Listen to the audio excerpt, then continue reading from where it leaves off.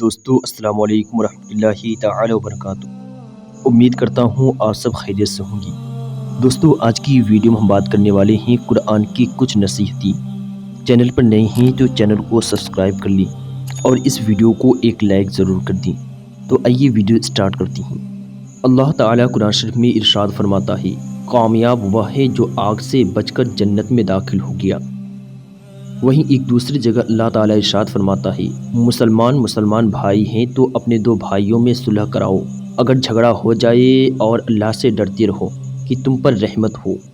ایک جگہ اور اللہ تعالیٰ ارشاد فرماتا ہے، ماپو تو پورا ماپو اور برابر ترازو سے تولو کہ یہ بہتر ہے اور اس کا انجام اچھا ہے۔ ایک اور جگہ اللہ تعالیٰ ارشاد فرماتا ہے، آسمان اور زمین اور جو کچھ اس کے بیچ میں ہے سب کا مالک اللہ ہے، تو اسی کی عبادت کرو اور اس کی عبادت میں ثابت قدم رہو۔ وہیں ایک جگہ اور اللہ تعالیٰ ارشاد فرماتا ہے، جن لوگوں نے توبہ کی، ایمان لائیں اور اچھے کام کیے تو یہ لوگ جنت میں جائیں گے اور انہیں کچھ نقصان نہ دیا جائے گا۔